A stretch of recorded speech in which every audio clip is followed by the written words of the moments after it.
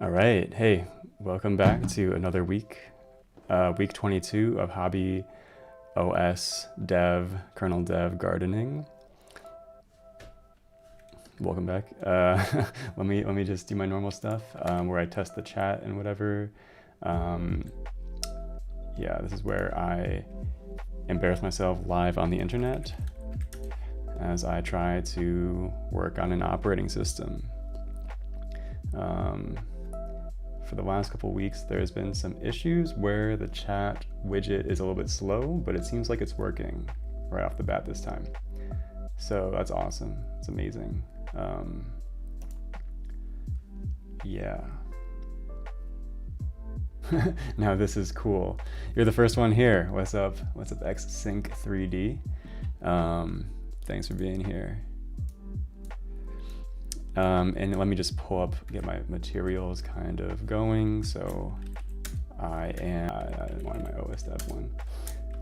Okay, lab 2. And we are here with lab 2. Memory management, in which I was working on this part last time. Initializing the kernel address space. I saw the post on Twitter. Awesome, sweet. Well, yeah, appreciate you being here. Yeah, I've been doing this every week for a couple months now, and I'm having a lot of fun with it. So learn a lot every single week, and we make a lot of progress. I make more and more progress every week as I get more familiar.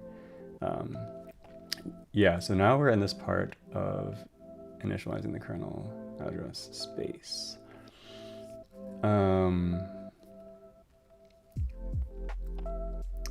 And I was working on this. Let me just do a quick make Kimu, make sure things are running.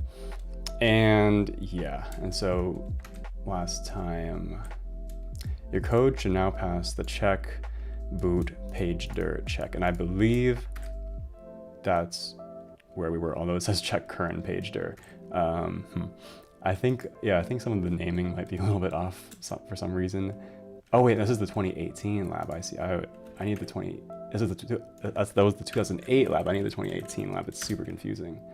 Okay, because they look exactly the same.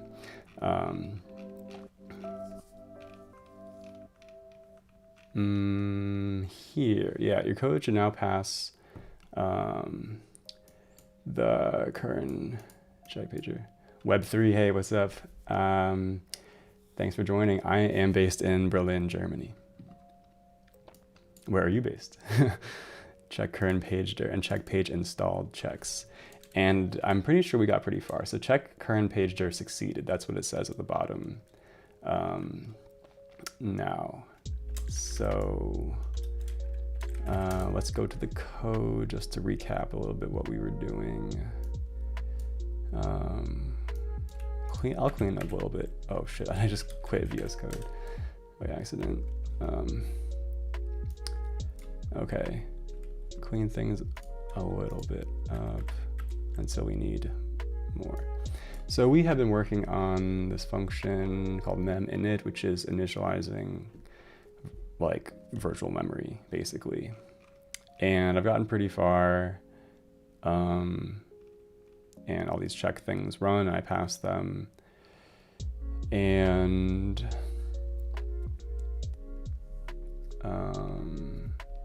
yeah, just noticing.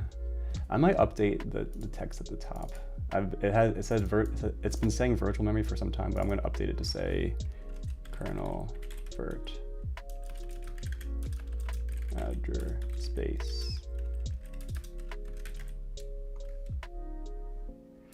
Okay, kernel address space is what we're focusing on today.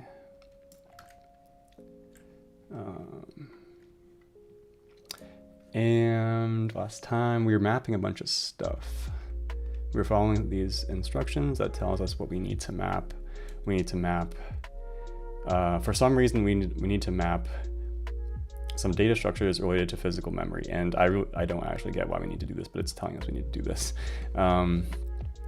We map some internal data structures related to physical memory management. Next, we map the stack in virtual memory. And just as a bit of I think it's helpful to check out the memory layouts. Yeah, we're just basically implementing this memory layout, and so we need to map certain things to be at certain positions in virtual memory. And we are in the process of doing that. And so last time it took me a little bit of time, but I figured out how to map the stack correctly, I believe, and then mapping all of physical memory into this range of high virtual memory. And in our case right now, all of physical memory is 128 megabytes because that's what QEMU uses as a default. Although I think in the future, I'll be interested in radically reducing that. On Twitter, there was this discussion about how the Xbox only had 64 megabytes of physical memory, which kind of blew my mind. And then some other developers were talking about how even 16 or 32 is considered like pretty standard for some gaming systems, which kind of blew my mind, as like that seems like such a small number to me. So yeah, in comparison to that, 128 megabytes is a ton. But we map all of that into high virtual memory. Checking on the chat. Are you into kernel exploitation like LPE? I would say so. I've never implemented a kernel exploit before, but I'm very interested in software exploitation.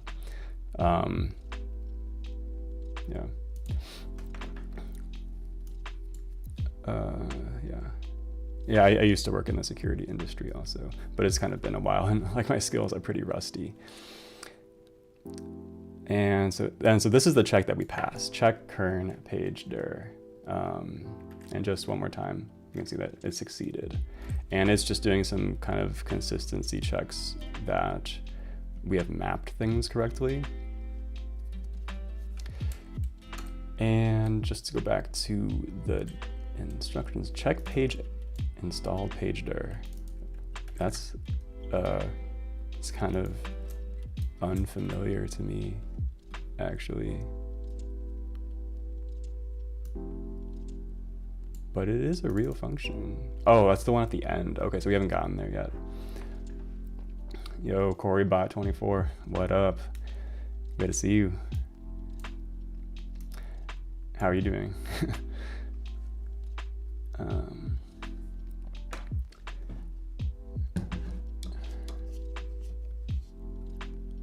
Yeah. Drew, what's up, Drew? Nice one. Yeah, also, how are you doing, Drew? Yeah, shout out Drew. Drew gave a major correction, basically 2 episodes. That was very, very helpful and just changed how we were doing things. So check out the, like, I think it was 20, like last week we implemented what, based off of Drew's correction, we changed the approach. And you can see me making a mistake that was caught by Drew in the one before. I think it was probably week 20. So shout out to Drew for paying attention. Okay, what's next? So this is passing. Then what's? Then we're gonna remove this, and now it says switch from the minimal entry page directory to the full current page dir we just created. Our instruction pointer should be somewhere between current base and current base plus 4 megabytes right now, which is mapped the same way in both page tables. If the machine reboots, you probably set the current page dir wrong. Yeah, this is interesting because I actually don't really get why we need to do this. Basically, so this line, what does it do? It's like LCR3, which corresponds to an assembly instruction which moves a certain value into the CR3 register. The CR3 register holds the pointer to the page directory, which is kind of like the pointer into the starting data structure of the page tables.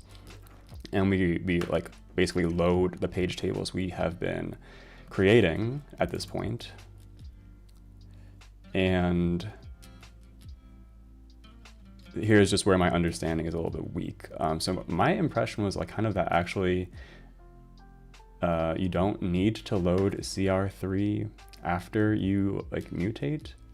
the page tables, like if you add page table entries or map things by modifying page table entries, my kind of impression for some reason was that like automatically just gets applied immediately, basically. But this comment kind of gives the impression that you make your changes to the data structures, and then when you're ready, then you load the CR3 and make them apply. So I think I'm not understanding something somewhere, like about this. I guess I will also just take a moment to open my Intel manual, just in case we need it, which it looks like we might. I don't want to go into too much detail and get distracted right now, but the first obvious thing we can try is just to see if this runs. So now we're going to actually execute this critical load CR3 instruction, and if it succeeds and we see this panic line, I'll add like a 2 or something so we can be really sure that's running. Then we can be pretty confident that I've constructed the page directory and the page tables correctly. But as this comment says, if we start to get reboots, that's going to be pretty painful because then we need to debug what's wrong. But I am hopeful, so let's just give it a go. Make Kimu 1, 2, 3. Okay, nice. And it says block can't panic 2 meminit function not finished, which means it didn't reboot, which means it got here. Let's just keep going. I don't know. Does it pass this thing? It did. Okay, so it's all looking pretty good. And what's next? Entry.s sets the really important flags in CR0, including enabling paging. Here we configure the rest of the flags that we care about. Okay, so just as a recap, what does entry.s look like? Entry.s is the code that it's like the earliest part of the kernel. It's the part that immediately receives control from the bootloader and does the basic setup. So, hey John, good to see you. Yeah, and it is, so this entry.s is the code that immediately receives control from the bootloader and does like the really critical operations to enable paging and get a basic C, like the most simple C runtime like available, which is basically just creating a stack, pretty much, and then calling into the C code. And in particular, so what it's talking about, the flags in CR0.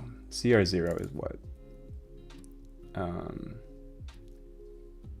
It's these things, and if we like, we could probably find some documentation about what these things actually are in mmu.h.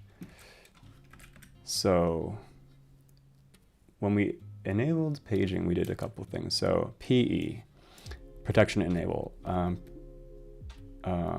think protected. So what's PG then? PG is paging. WP is the write protect bit. And PE is not. I feel actually tempted to look at the manual. I think this is worth it. So yeah, volume 3. So for anyone that's not super familiar with the Intel manual, it's like this massive thing. Volume 3 is the part with all the interesting, really like system level stuff that's relevant for kernel developers. So the system programming guide.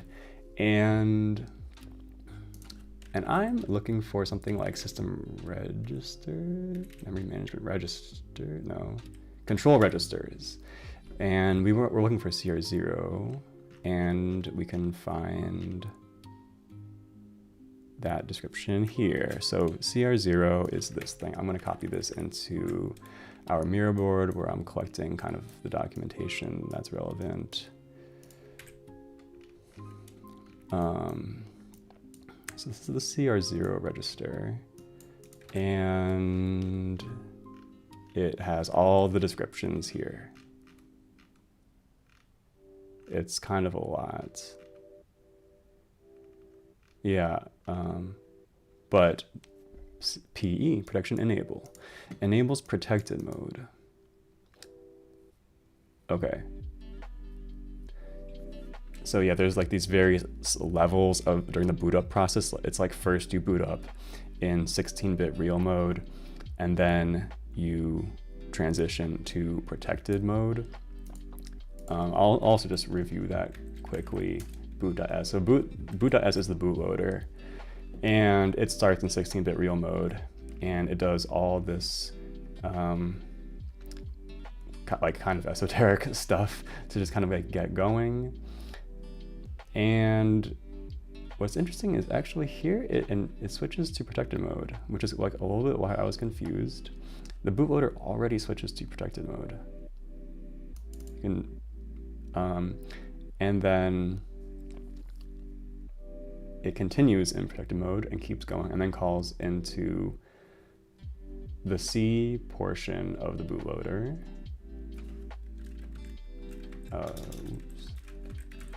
Boot main, which is this part, which doesn't do too much other than copy the elf, like the kernel, into memory and then execute it, which transfers control to entry.s.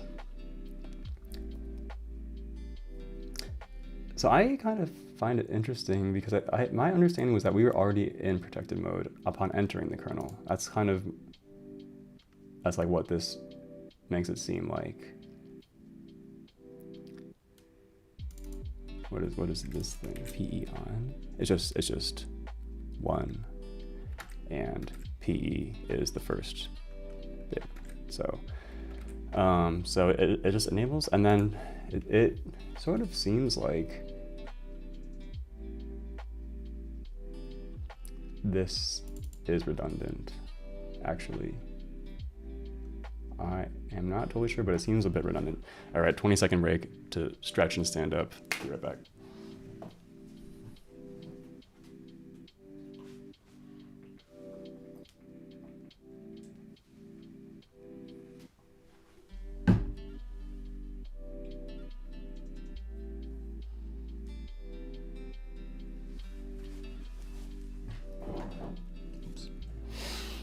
Okay. My sort of guess is that it's redundant to put the PE there again. But whatever, that was a bit of a distraction.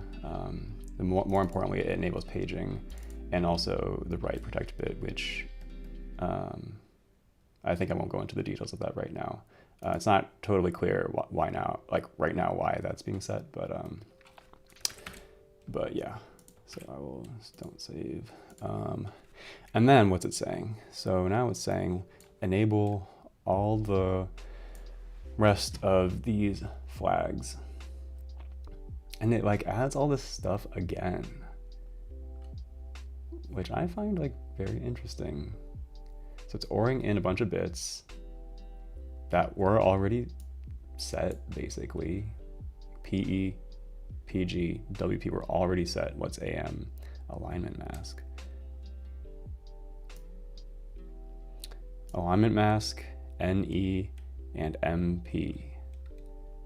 What is NE? Numeric error, and MP, monitor coprocessor. Just out of curiosity, what does this mean? Okay. Numeric error enables the native for reporting FPU errors. PC style. I do not understand that one.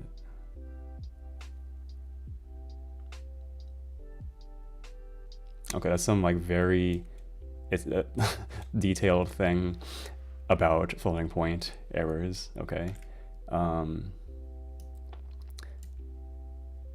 What's alignment mask? Enables automatic alignment checking. Interesting.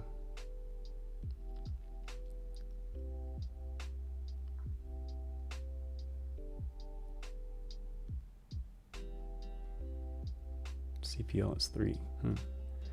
Okay, interesting. And MP, just out of curiosity, what is MP? Monitor coprocessor controls the interaction of the wait instruction with the TS if the MP flag is set. Generates a device not available exception. What is the TS flag?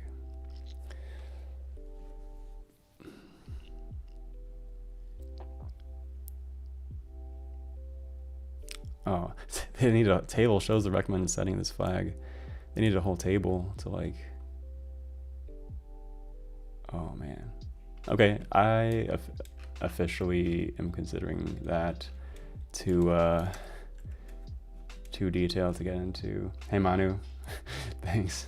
Hey champ, what's up boss? TS. Okay. Task switched allows the saving of the FPU context to be delayed until, wow. Also really detailed, okay. Whatever. So it OR is in a bunch of these other bits. And then what does it do? It and equals the negation. And I am like such a noob with bit operations, so it'll take me a second to figure out what this means. So when you want to set bits, you want to basically make them 1 at all, like in all case.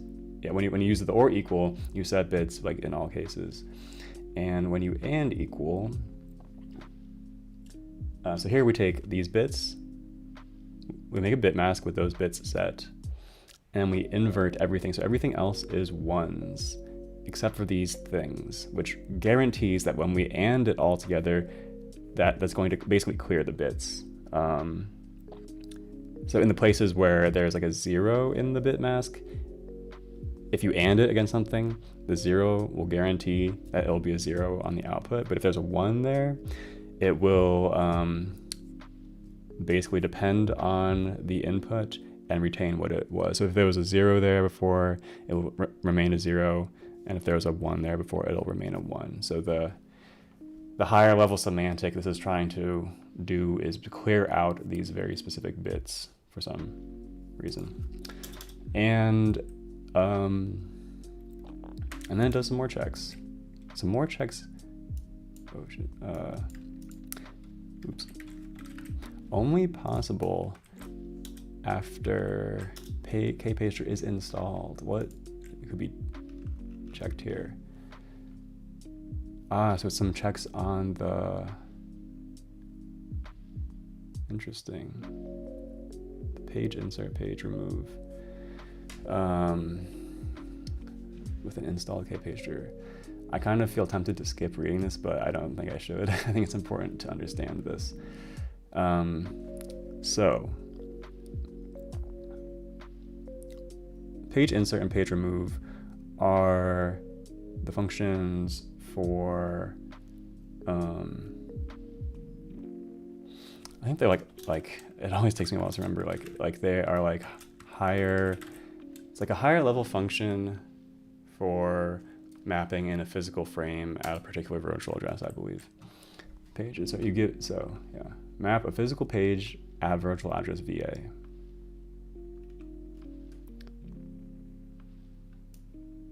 And then page remove, basically freeze.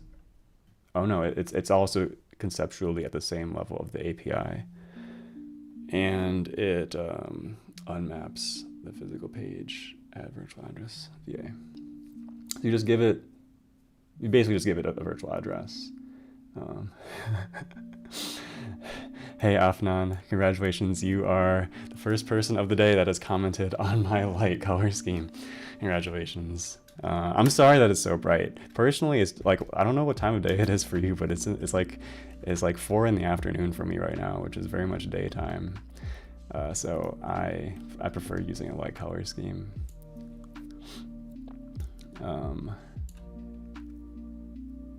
Just as a This is a quick survey. Is anyone else watching? Like, what color schemes does everyone else use? Is really everyone else using dark color schemes?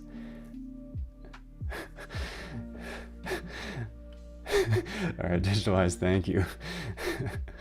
Man, I feel like I don't know why I'm so alone in this, but like I feel like white color schemes are just they're not that bad. 8 in the night. Oh shit. Yeah, it would be I don't know how this would work. It would be cool if somehow you could like invert the video or something like that, or just invert it. Yeah. Okay, back to business. Silent majority. Okay, let's get back to business. What are we doing here? Check that we can read and write installed pages. So alloc 3 physical pages of memory and store them in these page info pointers and make sure that they worked. Free the first one. Memset. Memset page 2. Okay. It's okay. So it sets. So we have 3. Each of these PPs is a frame of physical memory. It's 4 kilobytes. We allocate them. We free the first one for some reason, and then we set the whole page to 1 and then 2 for the second one. And then what? Then we insert. So we're mapping the address 4K to be mapped to the PP1 with writable permissions. And we assert some reference checking. And we actually assert the contents of the first 4 bytes of the page is 1s because we preset that, right? And now we're just mapping it. So now we can access it via, so basically after calling this function, it's a bit confusing that this page size thing is used as like a actual like pointer address. But basically after we call this line, it's then eligible to like dereference that as an address, which is what this is doing, which then tries to read it and check that it's actually corresponds to these 1s. If there was a bug in PP in page insert where like it just like didn't work in a weird way, or it mapped somewhere else, this would fail. But this just checks that the page was actually mapped at this virtual address, which makes sense. And then page insert number 2. So now we basically do a similar thing. We're actually still providing the same like 4K like memory address, but we're replacing that initial physical frame with a different one with different contents.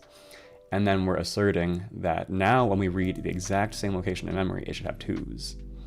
And furthermore, the reference counts on the pages should be updated properly to properly reflect which page is actually in use or not. And so now after doing this, by doing this page insert operation, if it was correct, it should have actually incremented the ref count on the PP2, which we just passed in to 1 to signal that it now is actively mapped by at least 1 virtual page, and or also correspondingly this PP1 ref, which used to be 1, has now been decremented because it got replaced. And I hope I won't have to debug my code. I implemented this a few weeks ago, and I hope I did it right. Now it's doing this thing where it's trying to write some 3s into the memory, which is still backed by PP2. And now it does a check, and it kind of And so it writes the threes via the 4K pointer, and then to make sure that that actually worked, it takes the pp2 and uses this internal function to resolve it to its kernel virtual address, and then checks to make sure that that has threes also. And then lastly, we basically do a remove and check that the pp2 ref count gets dropped from 1 to 0. Okay, that all makes sense to me. Forcibly take pp0 back.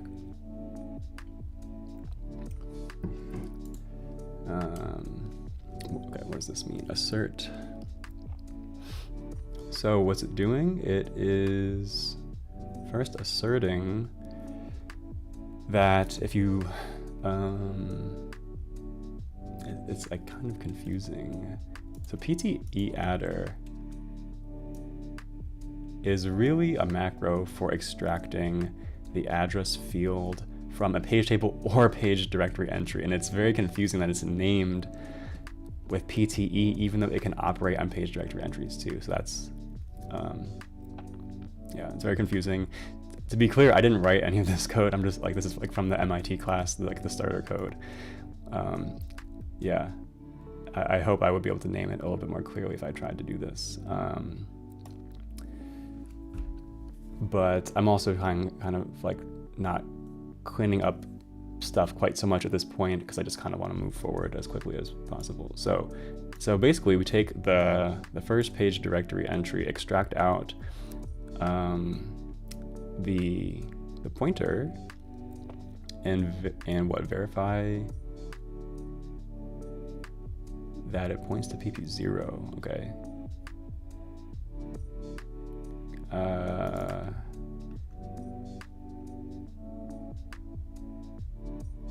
To be honest, I don't actually understand that. I am not getting, I'm not understanding why.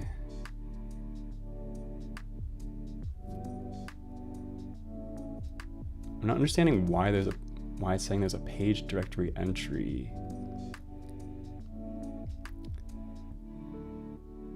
What's this A? Oh, I think I turn on. Shit. Okay, weird. Okay.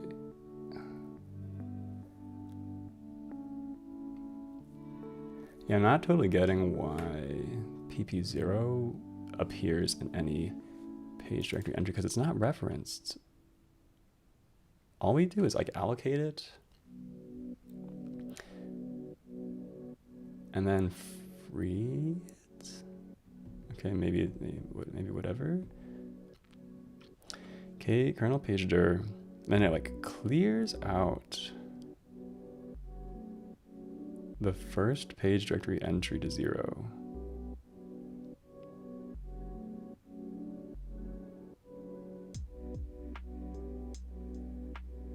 For the pages we took. Okay. Yeah, I kind of don't really get the last part. I'm not totally sure if it's worth understanding. So I'm just gonna try the code and see. So I'm gonna move this thing all the way down, and I wonder what will happen. Just to check what happens. So it says, okay, here's where the success message is. Okay, moment of truth, 3, 2, 1. It worked. Current page dir succeeded. Check page installed page dir succeeded. Panic 2 minutes function not finished. All right. It worked. No debugging needed yet.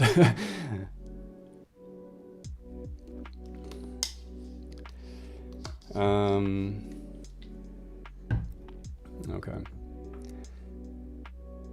Well, that is actually pretty exciting because that means mem init is finished. And I have been working on this function for, I think, like over a month, I think. Like, I think I started this about a month ago. Maybe it's taken me all this time to get through it. I think even more, maybe. So that is pretty cool. And I kind of don't know what to do next. Now we need to just kind of go back to the lab. So we did this. So now what's next? Question. What entries in the page directory have been filled in at this point? What addresses do they map and where do they point? In other words, fill out this table as much as possible. Interesting.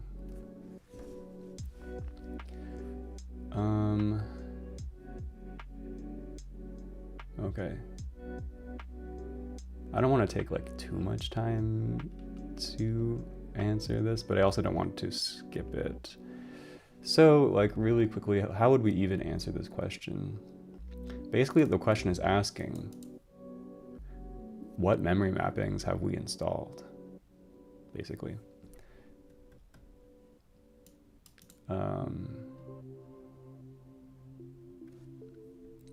Base virtual address points to logically.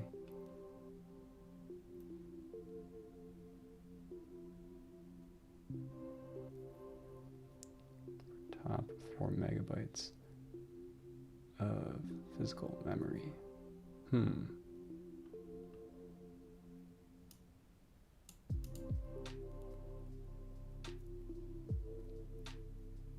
So the page directory has 1024 entries in it, each pointing to a 4 megabyte region.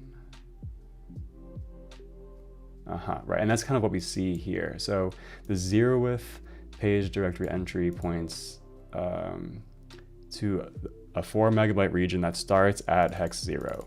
The second page directory entry points to a 4 megabyte region starting at 4 megabytes, which is this.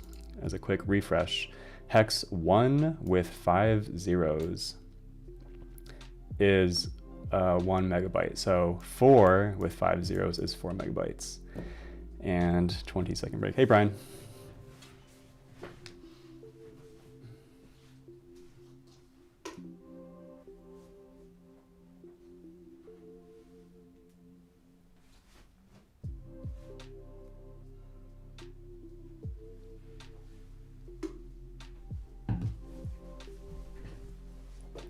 Okay.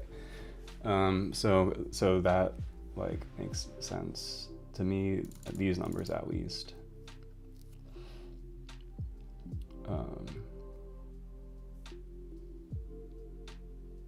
So what's the easiest way to copy this? I'm just going to take a screenshot of the question, this whole thing, put it into Miro. Okay. So pretty easy. So like if we wanted to actually answer this, so this column is pretty easy.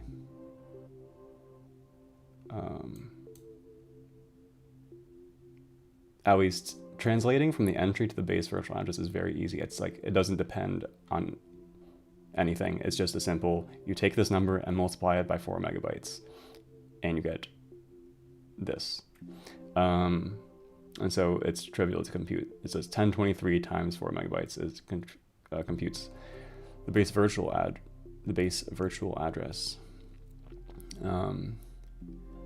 which is, it says points to the page table for the top. Right, yeah, it points to a page table for the top 4 megabytes of physical memory. I mean, these, but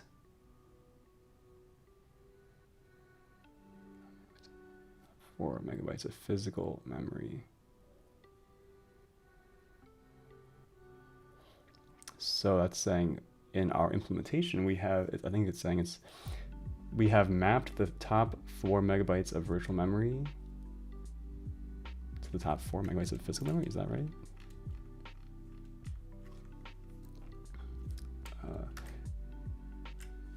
this is actually kind of like, yeah, my diagram is like very much not complete, but I actually, it kind of, I'm like a little bit hesitating because it's not totally clear to me that this is true actually. Like top 4 megabytes of physical memory.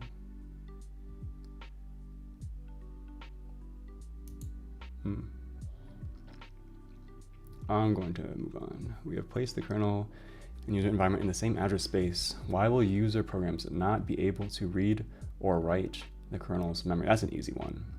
So that's because we have not enabled the user bit on the page table permissions. And that's what controls whether user space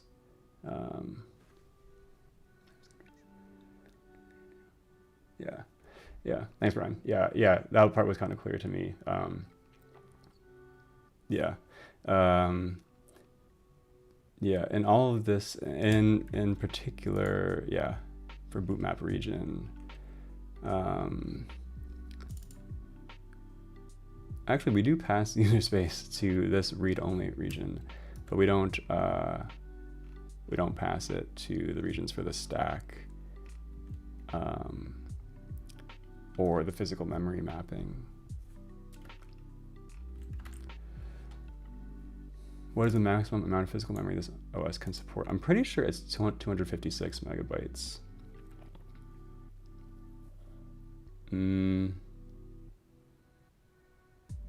At the current moment, the answer to this question, I believe the answer to this question is based off of this requirement that we map all of physical memory at kern base. And kern base is already like very high in virtual memory. So there's not that much room before we hit the 4 gigabyte limit. And I mean, it's not even 256 because like we currently, well, we need space for the actual kernel also there. And so, but let me quickly refresh though.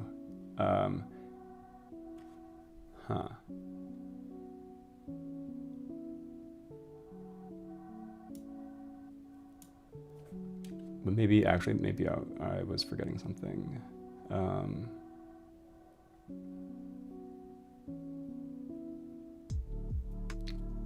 Okay, so I think actually no, I was kind of wrong. Previously, I think in the previous version of the page tables,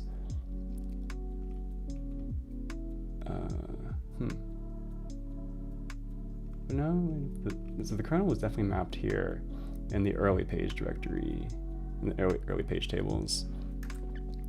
And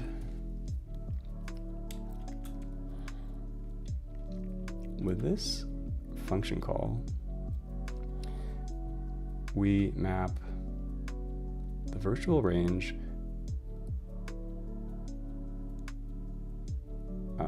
okay, 0 current base to the top to 0 to 232 minus current, that top region, which I believe is 256 megabytes. Right. So that basically what that means. Okay. So formerly it was only a 4 megabyte region that was mapped to, I believe, the lowest 4 megabytes. But what we've actually done now is kind of done a little bit of an update. So now this whole thing is mapped. And this whole thing is mapped to, like, I'm just gonna draw it like this. I'm just gonna call it 250, like 256 is approximately here or something. It's like totally wrong, it's totally out of scale. But now we've basically just expanded that mapping all the way up. Because previously we only had this like a 4 megabyte 4 megabytes easily accessible as mapped into our address space, but now we have like everything basically. Okay. How much space overhead is there for managing memory if we actually had the maximum amount of physical memory?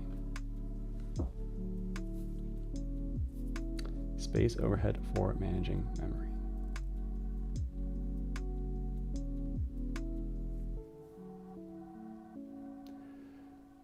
What does that mean?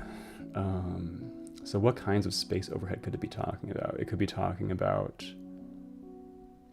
the data structures for managing the physical memory allocator, I guess.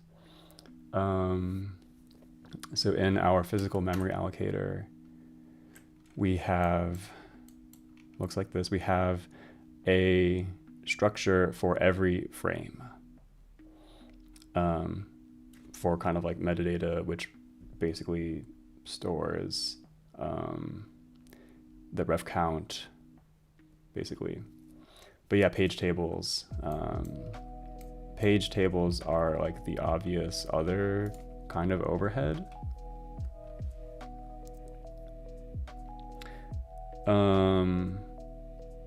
Yeah, so first things first. So for example, how much memory overhead is there for the physical memory allocator if we had the maximum? So if we had 256 megabytes physical memory, how much overhead is there from this thing? Well, hopefully I can figure that out. Okay, so let's say we had 256 megabytes. Oh, I'm not sure if my face is hiding this thing, so I'll drag this over here. Let's say we had 256 megabytes of space, and now we want to know how many pages that is. So we divide that by 4K, we get this number, which is like 64K, I think. And then that's the number of pages. And so now we need to know the size of the struct page info, there we go, which holds a pointer and a uint16. I think I checked this in one of the other streams. So with the struct padding, that's going to be 8 bytes. And so basically that many frames times 8 is the amount of memory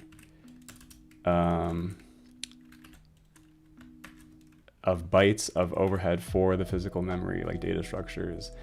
And let's say we want to get that in kilobytes. 512 kilobytes of overhead just for managing the physical memory allocator. That is pretty interesting. That's like kind of a lot. 512 kilobytes. Did I do that right? 256 megabytes divided by 4K is the number of frames. Times 8, because each frame has a struct, is 5 whatever. Divided by 1024, so you get it into kilobytes, is 512 kilobytes. I think that's correct. That's kind of a lot, actually. So just put in my answers here, 512K. So that's only for the page. For page phys alloc structs. And then more for the page tables, I guess. 256 megabytes. I'm pretty sure currently, because of our requirement to have all of physical memory linearly available in the virtual address space. And if we didn't have that requirement, we could support more virtual, like a physical memory, sorry. And fun fact, so like Linux, I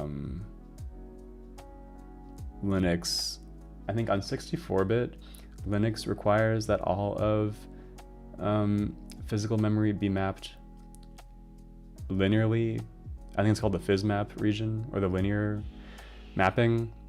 But on 32-bit, Linux has this notion of like high memory mappings. I think the KMap API is used, and so I think they don't require it all to be linearly mapped. And then so yeah, then in order to do like accesses to parts of physical memory that are not available from the linear region, you need to like do some like memory mappings to be able to access them.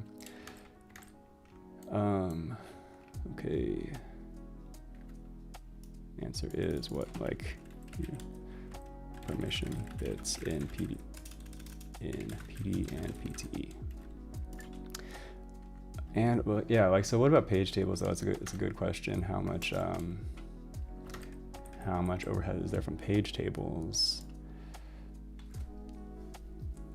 And so what's the actual question? It's like, what if all of physical memory was mapped or something like that?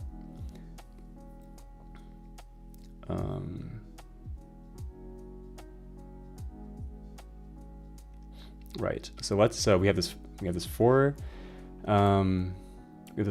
megabyte, so 4 gigabyte virtual address space. We have 16 megabytes of physical memory, and what would it take to? I want to go over here so we can get an intuition about what this is. So what do we need? So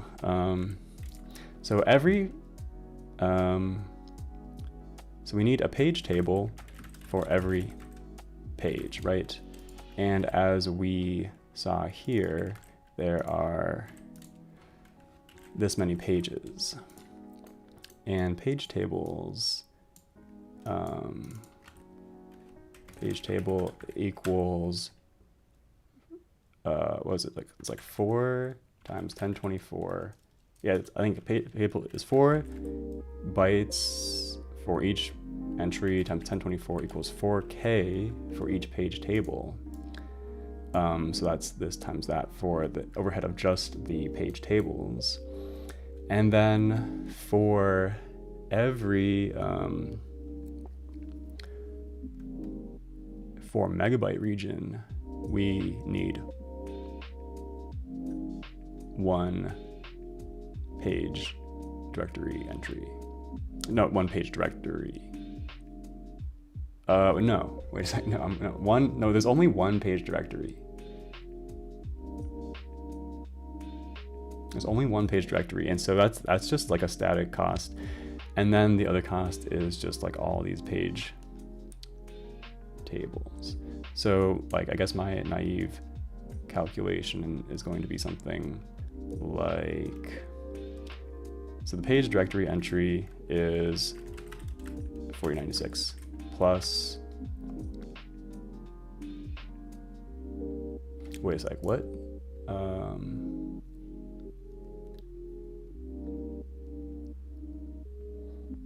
I think I'm, wait, something is not adding up. I think I'm like being like gone dumb.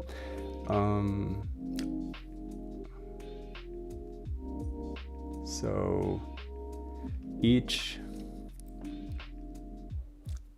there's 1 page directory entry, and each points to a page table, but there's only 1024 page tables. No, there's only 1024 page directories. And then each, okay, no, I was wrong. This is wrong. It's true that that this is that many pages, but you don't need a page table for every page. You need a page table entry for every page. So it's like one of these entries for every.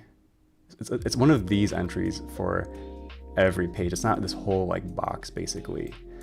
And so I think the actual answer is like a lot easier than I've been like making it out to be. The actual overhead is what? It's like there's only 1 page directory, which is 4K. And then there's only 10 124 entries within that. Each one points to a page table in the worst case. And so it's 1024 times 4096. And I think it's as simple as that. That's like this red box or whatever was my attempt at communicating what the data structures are. And then this box over on the right, even though it looks like the other boxes, it is not a data structure, it's just memory. So we don't need to include that in our calculations. Hey David, following with some text. Yeah, I'm just actually following this MIT course. It's the 2018 version of the MIT Operating Systems Engineering course. But yeah, this like Brian said, I'm just looking at the x86 documentation right now. So to answer the question, I think that's the answer. And what's that in kilobytes? 4,100 kilobytes, or I mean, maybe that's a little bit nicer to do in megabytes. Although that's like, what? Why is it floating point?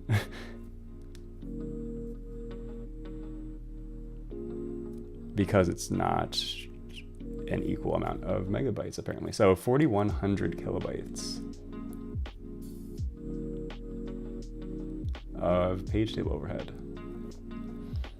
I believe.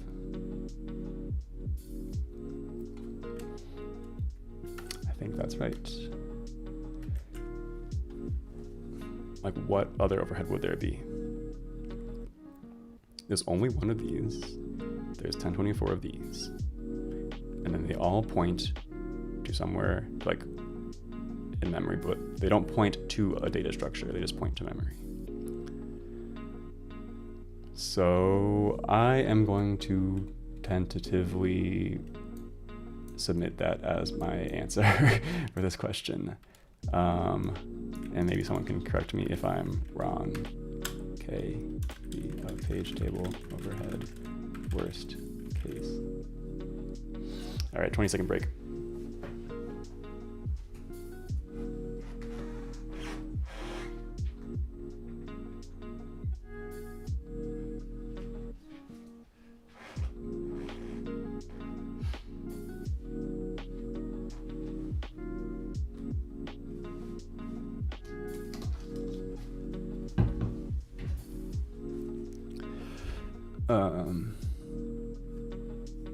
Each page table addresses 4 megabytes of memory, 124 entries. Brian, do you mean each page directory? Oh no, each page table, yeah.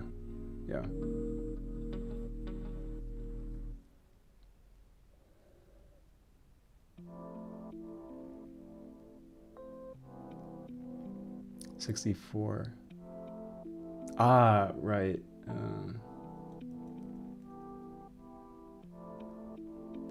Interesting. Okay. Brian, yeah, I think you're right. So that's like a simpler way to think about this. If we only have okay. Thank you. I think I was wrong. I think you were right. If we only have, it's an easy way to think about this. If we only have 256 megabytes of memory, how many page directory entries do we need? We need 64. So let's come back to the drawing board. So, right. So, like you say, we have 64 page tables. So so we have the page directory and overhead plus 64 page tables times 4096 each. Yeah, I was forgetting the fact that we only have 256 megabytes of memory. I was like computing the worst case for all the page tables. And then each page table is 4K in size. Right. So actually, something closer to this then, because actually in this case, I was computing like the worst case scenario and ignoring the fact that we actually have a physical memory limitation. And I was filling up like absolutely everything. But as Ryan notes, we only have 64 page tables. 64 page tables. And so, yeah. And so each page table is 4K.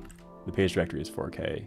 And so what it's going to look like is there are going to be 64 out of the 1024 slots in the page directory filled.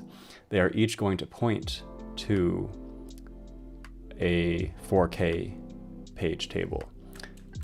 And that's it. So it's actually a lot smaller. It's like way smaller than I was like wrong. It's only 260K.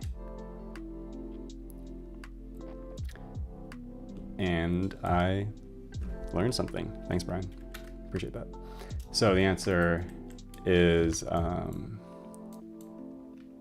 260K. Unless I was wrong again. KB for page table overhead, assuming max. Okay. Revisit the page table setup in entry.s and entry.pager.c. Immediately after we turn on paging, EIP is still a low number, a little over 1 megabyte. At what point do we transition to running at an EIP above current base? What makes it possible for us to continue executing at a low EIP when we enable paging and when we begin running at an EIP above current base? Why is this transition necessary? So I think I actually already covered this many weeks ago when we were working in this code, but just real quick. The part of the code this is talking about is entry.s, and specifically it's talking about like basically right here approximately. So we're running in like low virtual, like low memory all the way up until we enable paging. Let's see.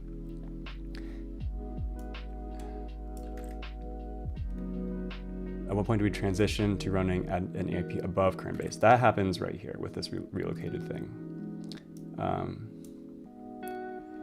We're running in low memory. We enable the page tables that map. I think I actually saw the diagram. Like that was kind of what my initial diagram was. Initially, it was like kind of like this, and ignore the U pages. They map. It was just this one and this one, and those are mapped to this same bottom 4 megabyte region. And so we were executing code down here, which maps over here, and then we enable paging, which enables this whole mapping, and then we like jump all the way up here to the corresponding address, which maps to basically the same place though, and so it's a seamless transition. Yeah, I realized that wasn't a very clear explanation, but sorry, I don't really have time to go more in depth. There's another episode of the stream, like kind of like a while ago, where I cover this in depth.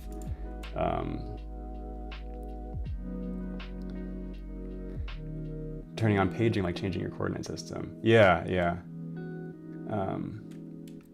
Yeah, it's like you like close your eyes and then wake up in like a totally different universe, and hopefully things are still where you expect them.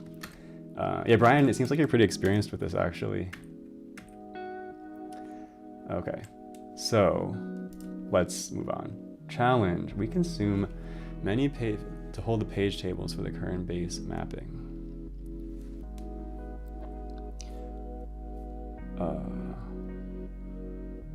Do a more space-efficient job. Okay, so what's it talking about? First off, we consumed many physical pages to hold the page tables for the current base mapping, meaning the current base mapping refers to this big thing.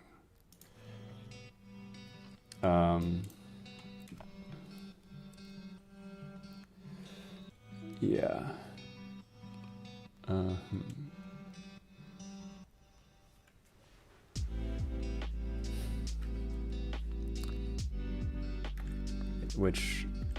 so we create that. Yeah, it's kind of like easy to miss how much overhead that creates because it's just like one line of code. But internally it has this like massive loop which like internally allocates page tables and stuff like that.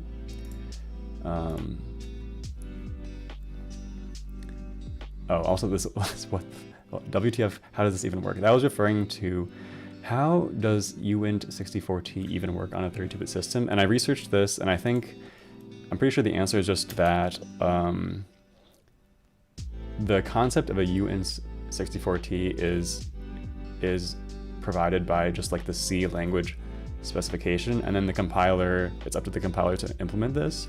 And of course, if you are on a system, like a 64-bit system, you can just natively map a uint64t to a 64-bit register. But if you're not on a 64-bit system, that doesn't mean you can't have uint64t. It just means the compiler has to do extra work to like assemble memory. And like if you're doing 2 additions, it's just extra work in the back end, but it is still possible to provide that to a user. So I'm gonna remove that comment.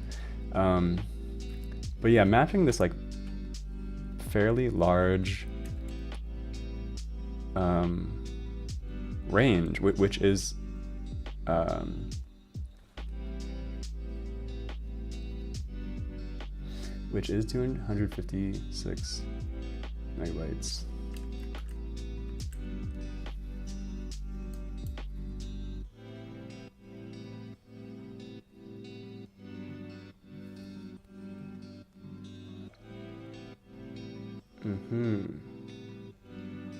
Actually, this is a little bit of an interesting one. So I'm just pausing because I was just thinking about the conversation we just had about how I was like wrong and how it's actually simpler to calculate and how it's only 260 kilobytes of overhead. But that assumes that there is only, I'm just kind of working this through it like in real time, but like that assumes there's only one virtual page referencing each physical frame.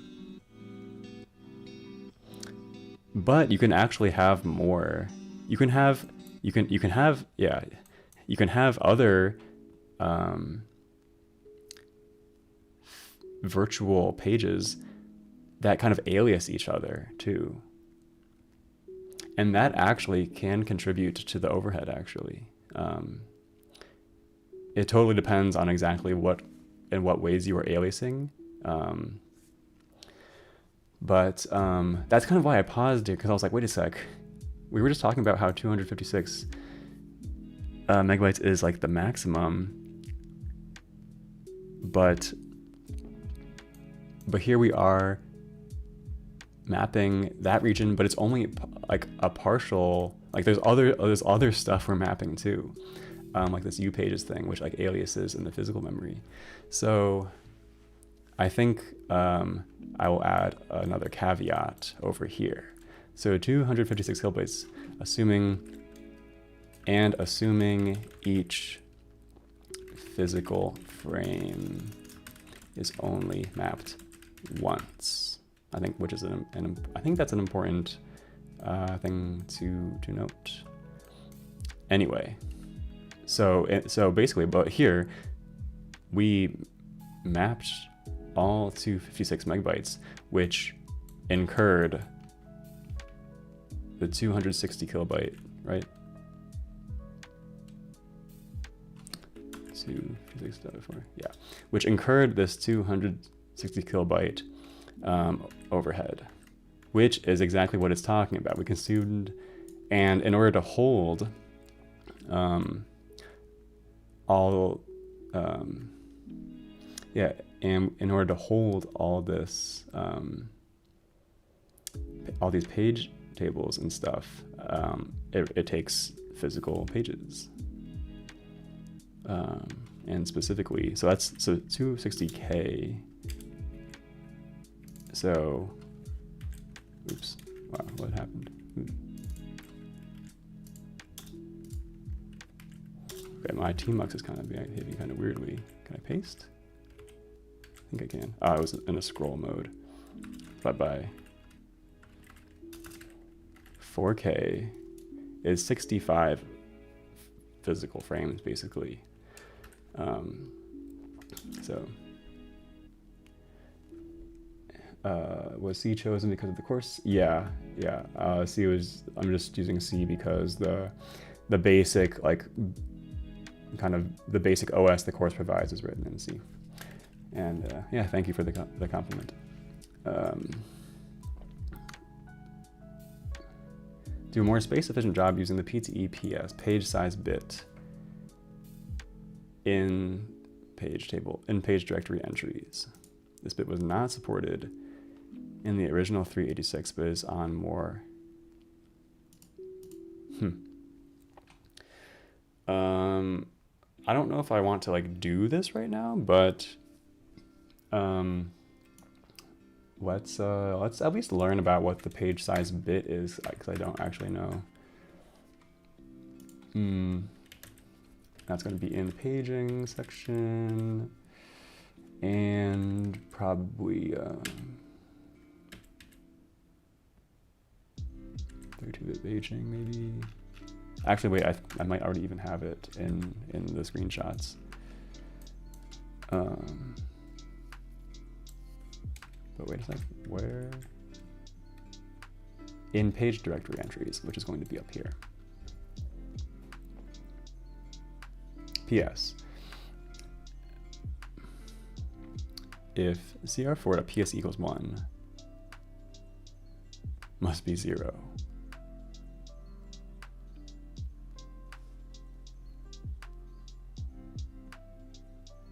Am I, like, I'm having kind of trouble reading this. So if PS is 1, must be 0, otherwise it is ignored.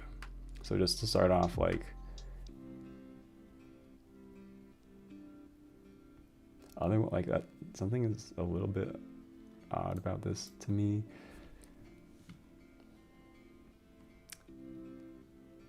So if this bit is not 1, then this bit is ignored. But if it is 1, this bit must be 0.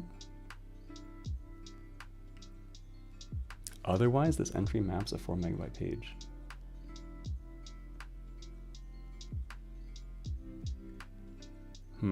Okay, maybe I'm like, I find that like kind of confusing to read. But basically, I think what it's saying is to use this 4 megabyte page feature of x86, where you can just directly map like 4 megabyte regions rather than 4 kilobyte regions.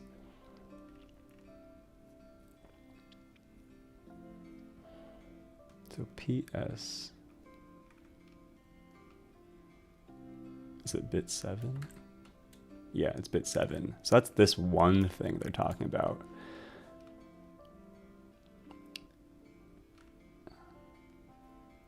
So apparently if you're doing, so this row is like us right now doing like very normal mode stuff, and this thing must be 0, I guess. But if we're doing 4 megabyte pages, it must be 1.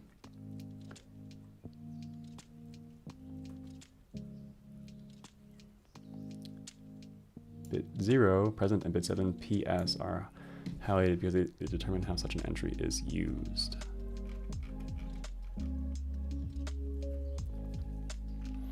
Okay, I think that's enough. I kind of don't feel like actually implementing this right now, but maybe I'll keep it in mind as a challenge for later. I'll record it on the Kanban board maybe.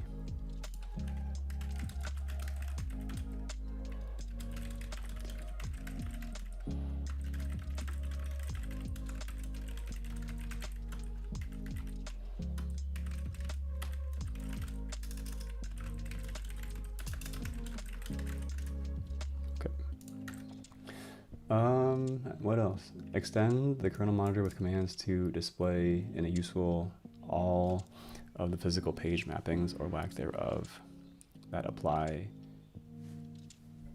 to a particular range of virtual linear addresses in the current address space. You might enter show mappings and display the physical page mappings and corresponding permission bits that apply to the pages at virtual addresses. These. Okay. So just kind of like some like dumping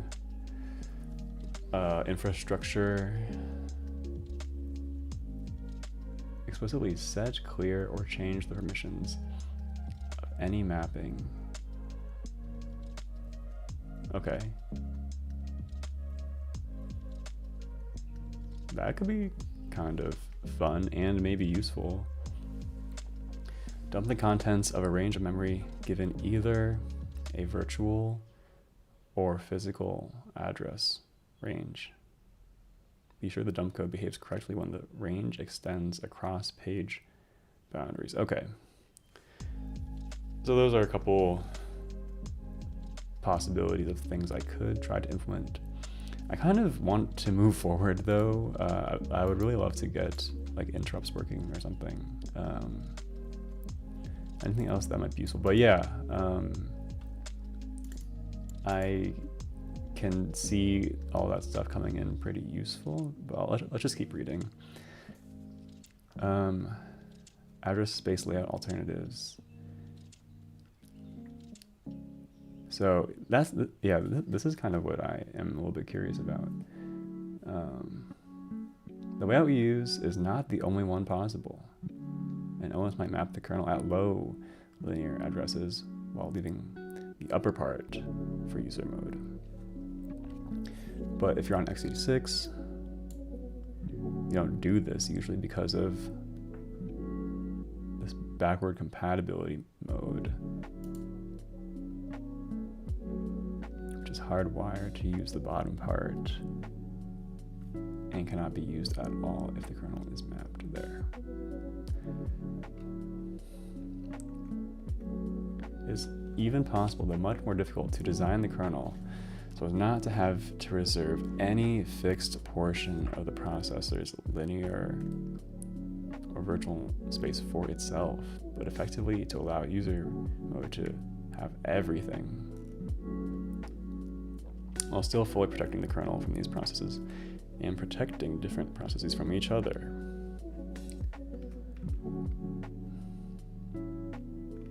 So I think like my initial reaction to that is that instead of having one virtual address space where the kernel and user space is like mapped there, and then you use the bits in the page tables to restrict access, you need to really have like different copies of, I guess, different page tables.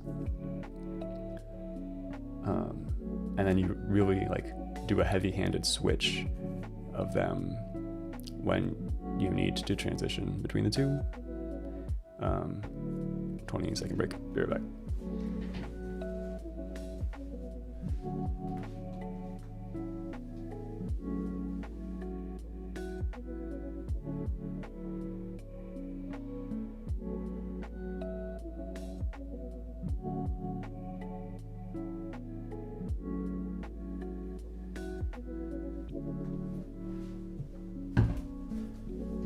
Okay, and fun fact, I even think on, like, I think even actually,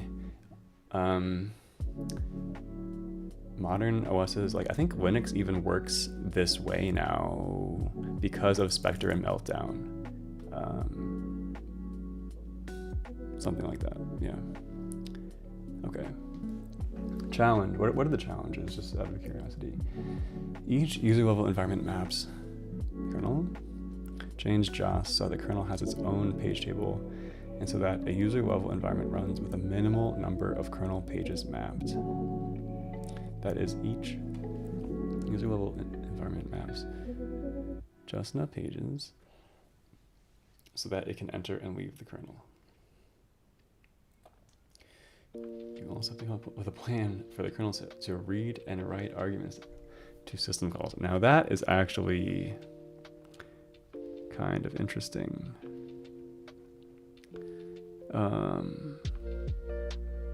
Yeah, like how?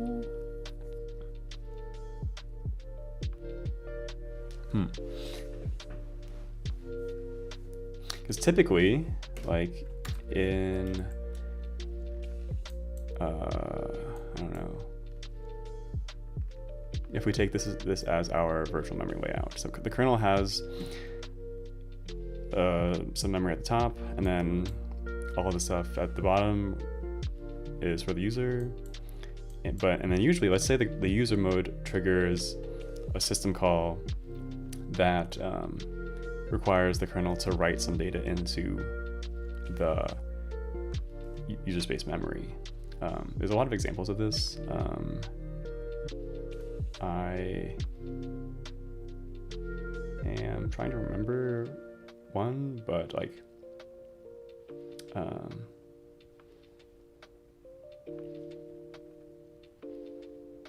it's just system calls where you pass in like a pointer and a size, and data gets written there. And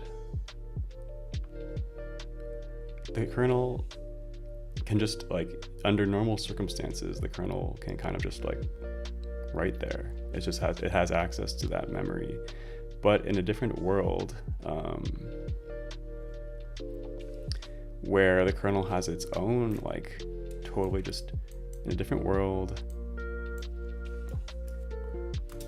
where there's just two separate worlds, like one for the kernel and one for the user space.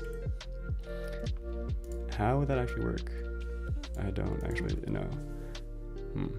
Because the kernel enters and it's like, okay, time to give the output to user space. But maybe, yeah, it needs to compute the data that it is going to write, and then it can't directly write, so I think it might need to like temporarily map the memory. Something like that. I think it basically will involve a bit more memory mapping. That's kind of my guess. A minimal number. So what does that mean? And just enough pages mapped so the user level environment can enter and leave the kernel correctly.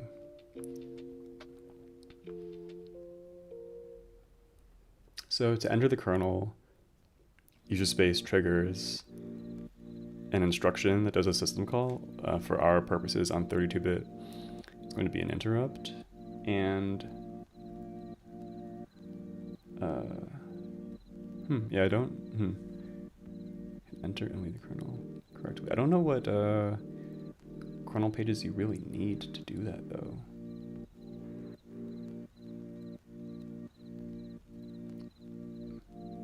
My intuition is kind of you don't like need that many. Yeah. Even with sysenter though, I mean, yeah. I guess maybe I should. We'll get there eventually, I suppose. Okay. Okay, follow the bouncing kernel.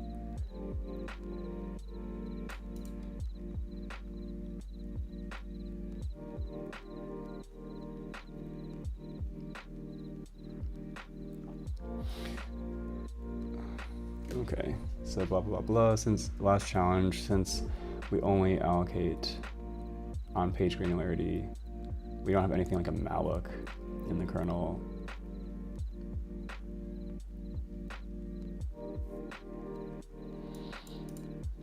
Could be a problem for physically contiguous buffers.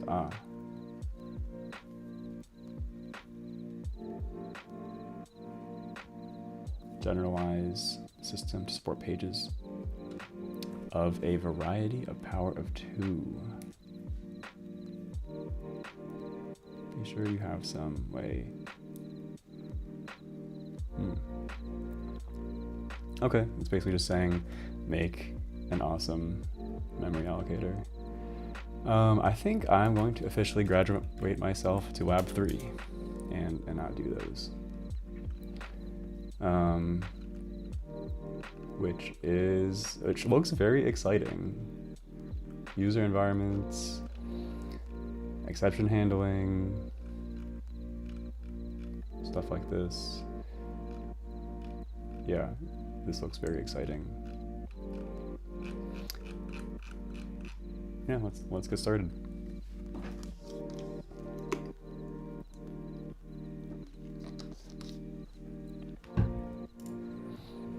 Okay. In this lab, you will implement things to get a protected user mode environment running. You will enhance the kernel setup structures to keep track of environments, create a single environment, load a program into it, and run it. Handling any system calls the user environment makes, and any other exceptions it causes.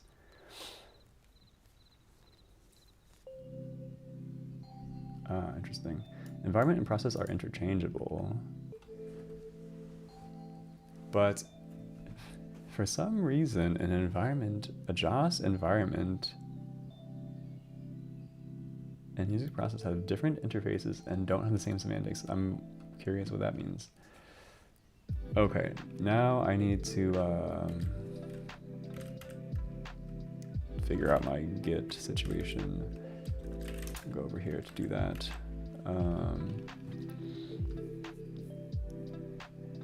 I had some cleanup. Oh, what's this? Oh, this is the final thing. Map stack. Probably squash that later, maybe. And then this is what?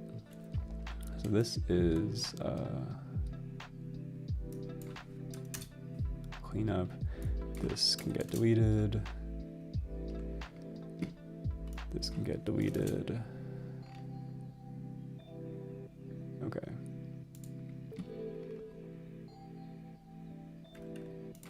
Cleanup.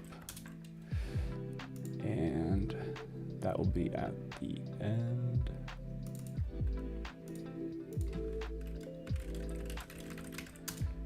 All right. Move the panning forward. 69 pages. And extend tests.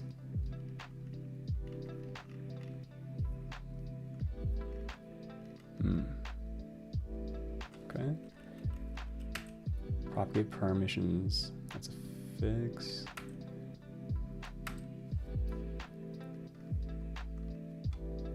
Okay, actually, maybe these commits look.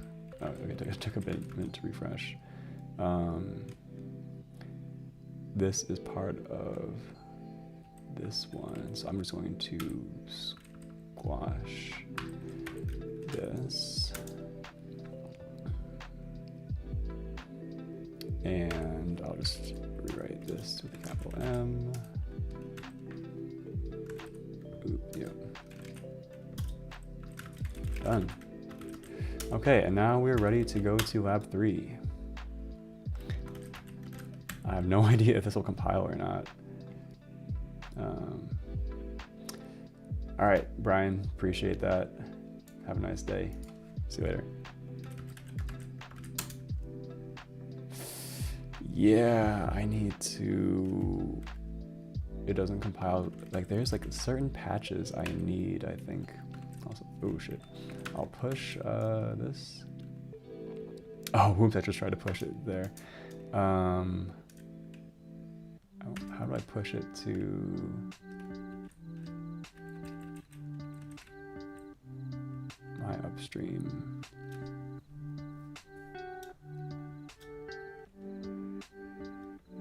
Upstream.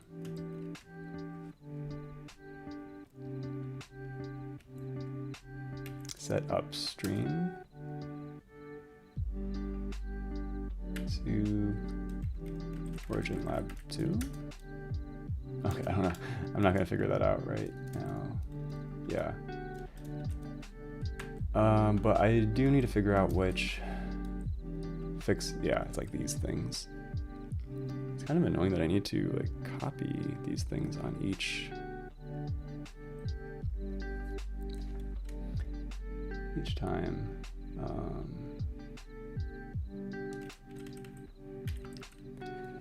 But what I want to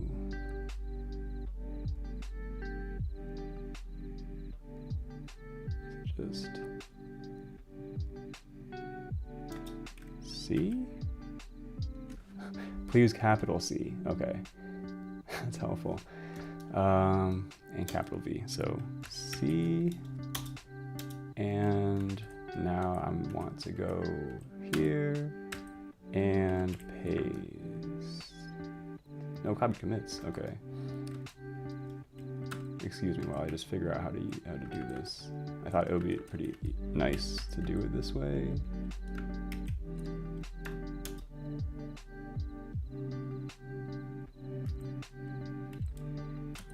Does changing branches clear? Yeah. Okay, and I didn't select the other one appropriately. Copy. Oh, oops. Copy.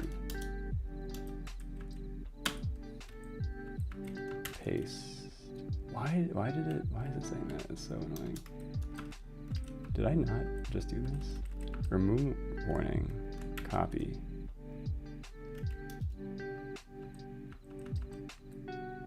Maybe I need to not press escape or something. Paste.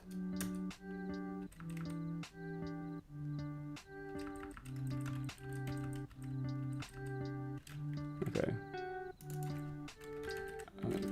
Cherry pick. I don't know why that wasn't working. Oh. Oh, am I in the middle of a cherry pick? Was there a conflict? Okay.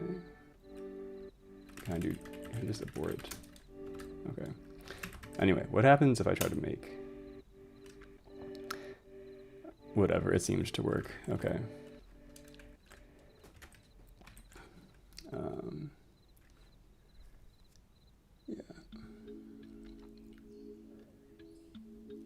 Yeah, David, it's called lazy git. Magit. Yeah, I've heard of that one with Emacs. Okay, so now we have some source files with a bunch of new stuff in it, which you should browse.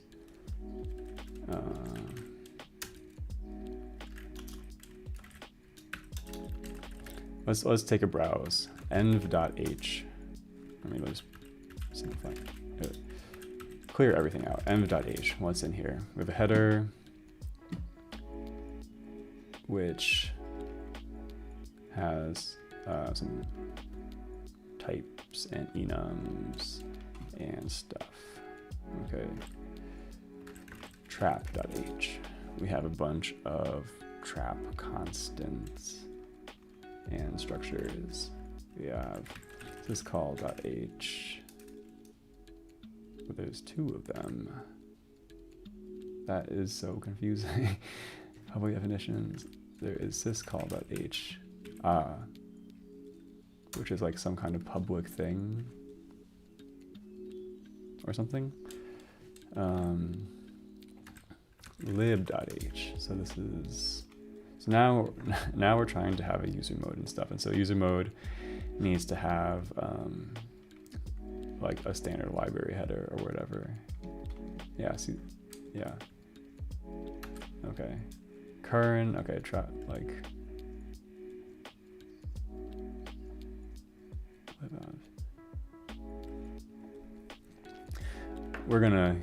We'll get everywhere. Yeah, we'll see this all eventually anyway. Okay. In this lab, you may find inline assembly useful, although it is also possible to complete the lab without using it. At the very least, you will need to be able to understand the fragments of inline assembly. Okay, exciting. Part A, user environments.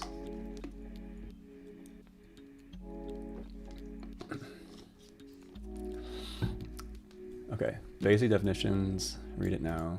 Currently uses the env data structure to keep track of each user environment. In this lab, you will initially create just one, but you will need to design the kernel to support multiple environments. Okay.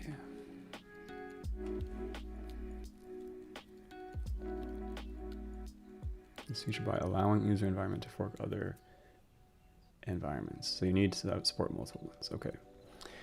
3 global variables pertaining to environments. All current and a free list. Interesting. Once we get up and running, env points to an array of envs of all system environments. In our design, it will support a maximum of nenv simultaneously active ones. That's like some compile time constant or something like that.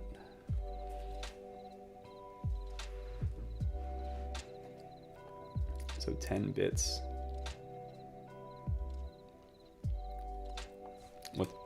What is that actual number?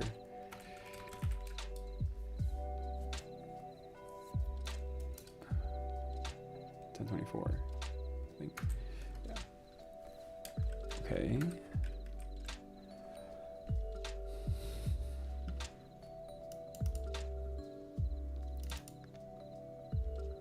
Okay, once it's allocated, contain a single instance of each. So this is interesting because it's the exact same pattern that was used for the physical memory allocator.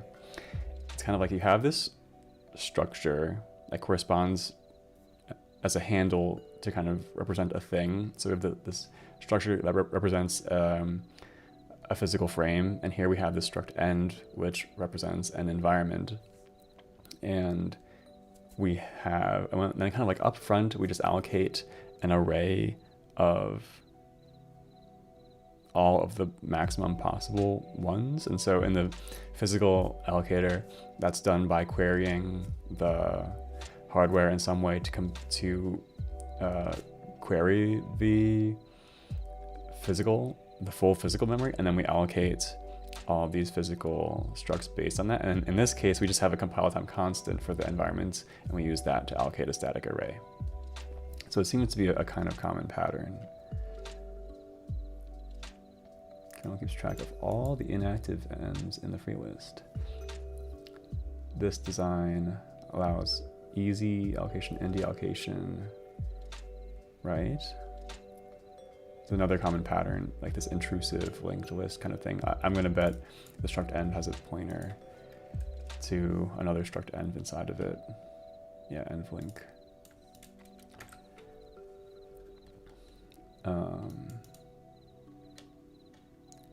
Kernel uses the current to keep track of the currently executing environment. Now, yeah, this is also interesting to learn about because because like Linux has a similar thing. I think it's called current, and I've never like totally understood why it's a global variable and stuff. So maybe I will learn about that.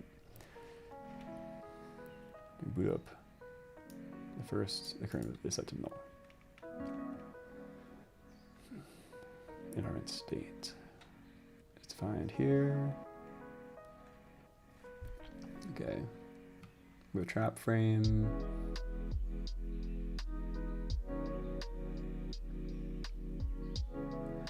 Hold the saved register values for the environment while the environment is not running. So yeah.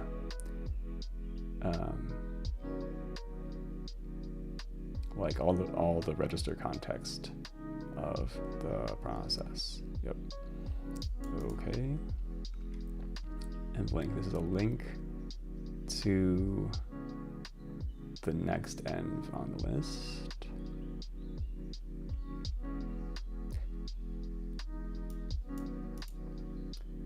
To the next env on the env free list. Env free list points to the first free environment on the list.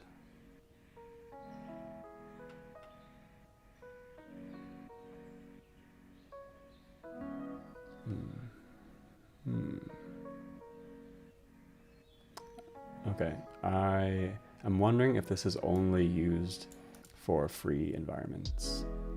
Or like, if the environment is actually active, I'm kind of thinking that this wouldn't be used. env_id.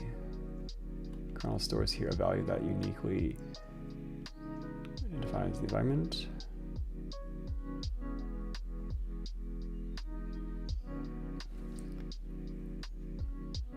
Identifies the environment using this env. Using this particular slot in the envs array.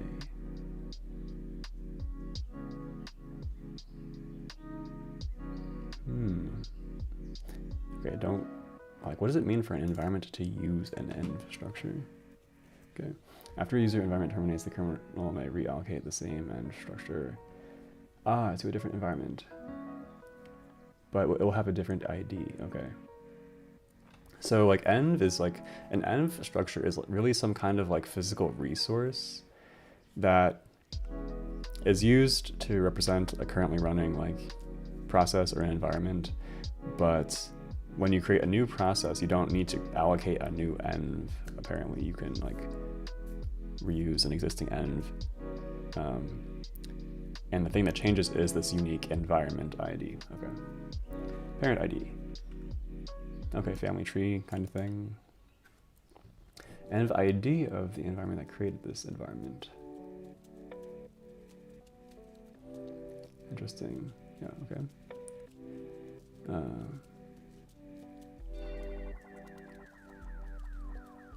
Type. Okay, 20 seconds.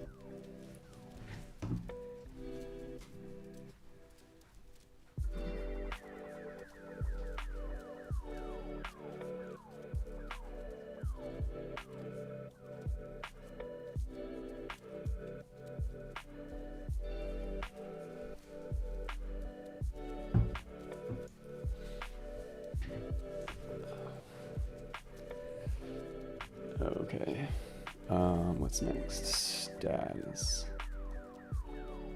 or type. Okay, for most it'll be a user type, but maybe there are some special types of environments. That's interesting. Status, free runnable running. So it's like scheduler stuff or something. PageDir. This variable holds the kernel virtual address of this environment's page directory. And virtual address is in italics because you need to convert that to a physical address before you load it into CR3, I think. Okay, like Unix process couples the concepts of thread and address space. Thread is defined by the registers, and the address space defined by the page directory and page tables pointed. Yep. Let's run environment. So the CPU with both registers and an address space makes sense. Our struct env is analogous to struct proc in x86. Both structs hold the environment processes register state in the trap frame. Individual environments do not have their own kernel stacks as processes do. There can only be one JOS environment active in the kernel at a time.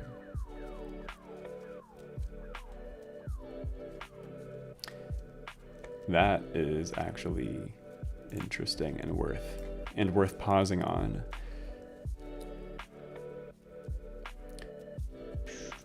So my understanding was that OSs generally have one kernel stack per I guess even thread, even like user space thread, or like I guess task is the word.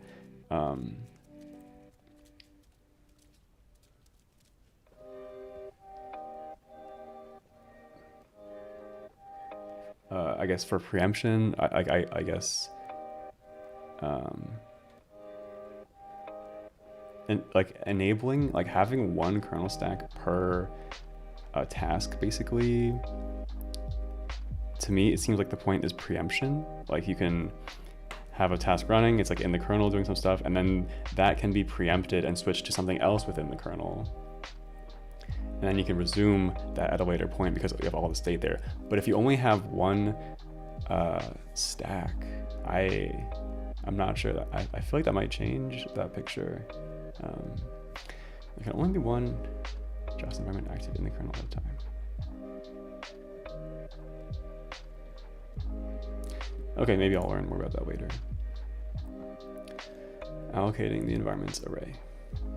Okay, time for the first exercise.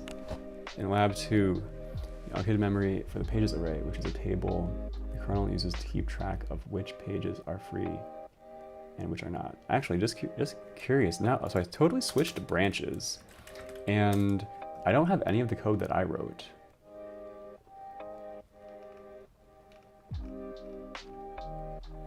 Like, okay, I think, did I do something wrong? Like, do I need to like rebase or something, or like what happens if I run this? Because like I wrote a bunch of code to get virtual memory working, and none of that exists now. Yeah, like what?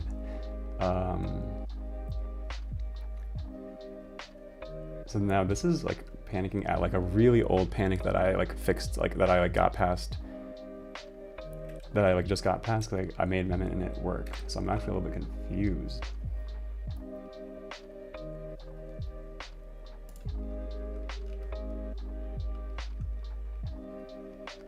Okay, so I need to figure out how I think I need all my old code though. I think I need to build on top of that actually. But I also need all this new stuff, so I will need to figure that out. I just kind of don't know how that will go, but okay. But anyway, what was the first task? So like I was saying, so it says you allocated mem for the pages array to keep track of the pages which are free. You now need to modify mem init to further to allocate a similar array of n of the structures.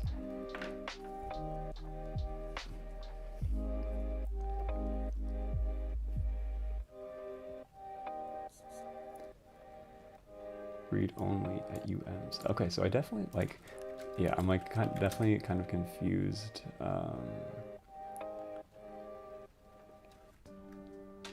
I'm on the lab 3 branch, and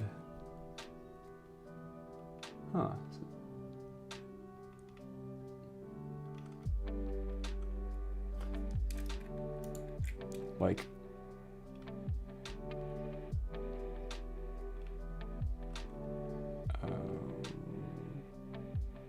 so I'm pretty confident I didn't write this code because I don't ever declare my for loops like this. So it seems like they have some stuff done actually. Oops. Page outlook. Hey Vexmain, I'm using solarized light.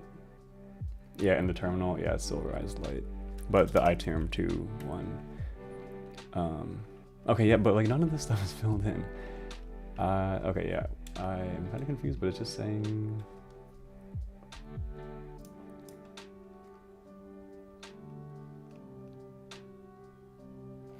But then it has this comment saying your code goes here. So I will need to take a second just to figure out what I need to do, because I wrote all this code in the lab 2 branch. And did I miss anything? Okay, make grade. I'm not not doing that. Your changes in type make hand in. Okay. So it didn't really say what to do, so maybe I need to read this more carefully. Use Git to commit your changes. Fetch the latest version and create a local branch. See? Add a git. Changes to lab 2, git pull. Oh, wait, okay, git merge, I see. Okay, it's telling me to merge in my lab 2 changes. Interesting. So actually that kind of changes things for me. So I didn't actually need to cherry pick those things. Apparently, I just want to get push origin lab, or I just want to make, like, it just annoyed me that push origin lab 2. Oh, okay, now I need to do my SSH thing. Let me try that one more time. Okay, push. Okay, just to have that saved, and then now I go to git lab 3, git merge lab 2, and okay, conflict, but we can fix conflicts.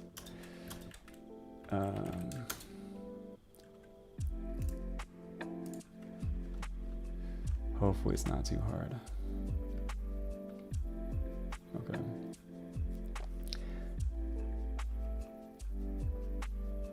There's just one. Ah, okay. It's conflicting because I actually improved their code, their like check function with my own thing. And that is conflicting now. So now I will probably actually resolve this in VS Code. Oops. Oh, okay. So, I just need to move this out here and do this, I think. And I believe that resolves the conflict. So now it has some more code that checks the environments thing. I see, so that's the strategy. It's like I write some code in a branch, then when I finish, I move on to the next branch, but then I merge in all my changes, and then maybe they've like designed the course so that there aren't that many merge conflicts. Continue. Okay, nice. Check that out. Go to fork for a bit of a nicer visualization. So now we can see what happened. So I started building off of the lab 2, and then I just merged it into lab 3 just now. And then now I have to live with all the code that I wrote. Yep. Okay, let's get to it. So we're back in our friendly mem init function. Or wait, it's called, yeah, here we're called in our mem init function. And now it's time to do lab 3. Make ems. Okay, time to figure out what is ems here. Where is ems? ems.c.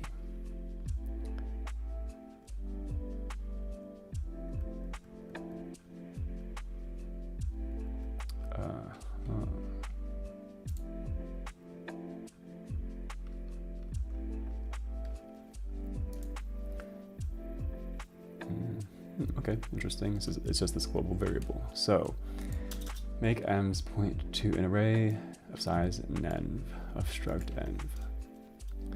Your code here. So the way I did this, so I need to refresh on how to allocate memory. So boot alloc, I think is not what I want to do. Okay, here. Okay, yeah, here's what I did last time. Or wait a sec, so. Actually, yeah, but no. I have to use boot alloc because we're so early in the boot process that page init is not available yet. So it's basically the same kind of thing, I think. I'm just gonna do this. Last time I like renamed some variables with the G in front to communicate that it was a global variable, but then that confused me later when the documentation and stuff mentioned the variable they didn't have anymore. So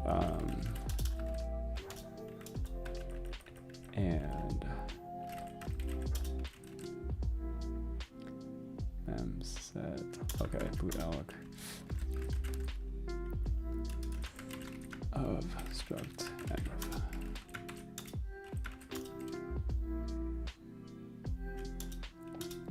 Or maybe I could even, I don't know, make this a little bit more future-proof by doing this, yeah.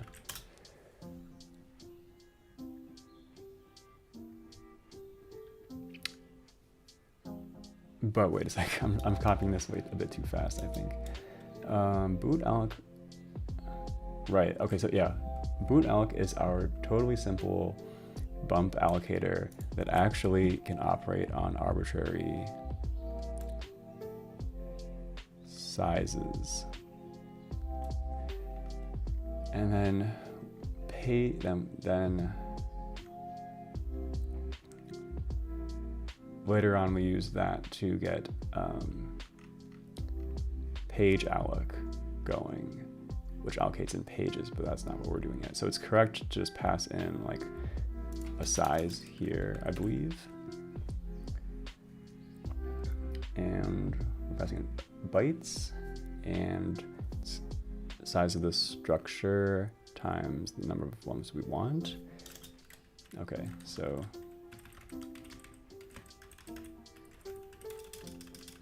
and size. So what I want to do is yank inside, and then I kind of, what's the fastest Vim way to do this? I can select until this thing and then paste. Yeah, I guess that's the fastest way. And then I can replace this with env size.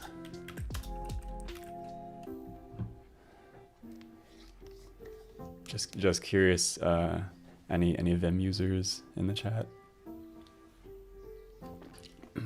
I've been pretty into Vim these days. I'm trying to improve my knowledge of the keyboard shortcuts and stuff. Size. Okay. Why is this highlighted? Oh, it's just slow. Okay.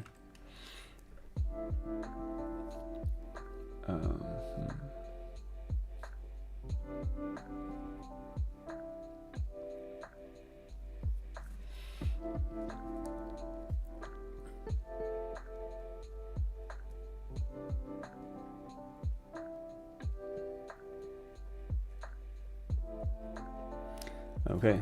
Oh, it's already 6 p.m.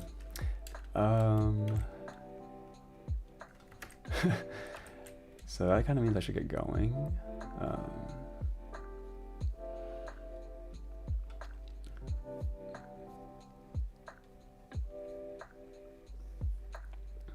Nice. NeoVim and bindings everywhere. Nice. Yeah. Evil mode and Emacs. Cool. Switch to Helix due to multi-cursor. I've never heard of Helix before. Interesting. That's kind of why, that's a major reason I use VS Code, is because the multi-cursor support is so good. Cool, cool. Yeah, I need to try NeoVim sometime. Okay. Okay. Also, okay, so here's the thing.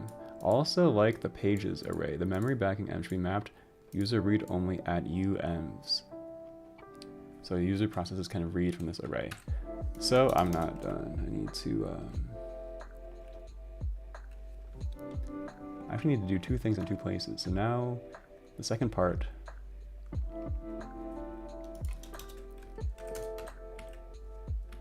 map devs. It's like lab exercise 1. And it's going to be very similar, like this pages thing. Actually, maybe I'll just put it really close. Oh wait, they already, okay, yeah. I was kind of thinking I needed to do it myself, but they kindly have these comments here already. So wait a second, yeah. This is,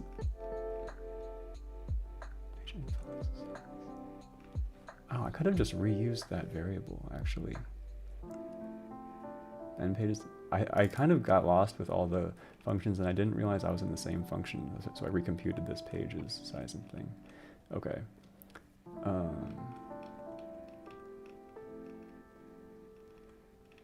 Yeah, this function could definitely be split up into a few smaller ones, I think. But in the meantime, I'm just going to copy this. And I don't need this. And what I'm doing, I'm mapping at unv,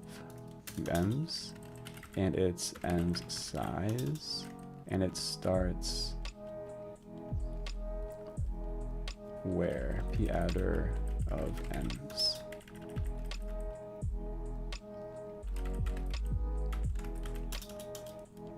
Envs PA.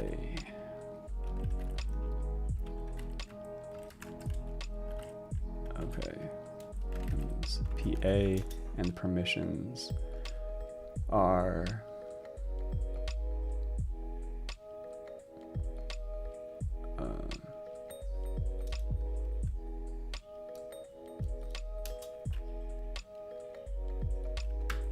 the same kind of thing, I think. Basically, just PTE user space and readable by default. Yeah, Vimium. Yeah, I use Vimium also. Yeah.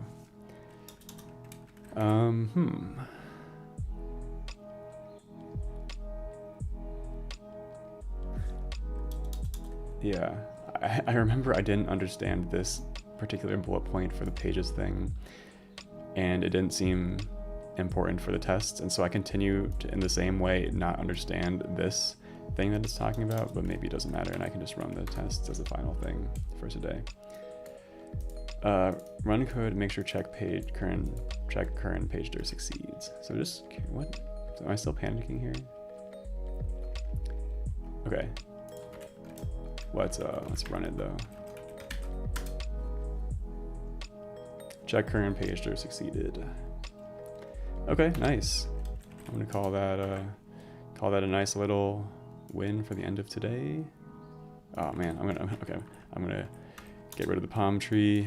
I'm gonna discard this line. I'm gonna stage this, and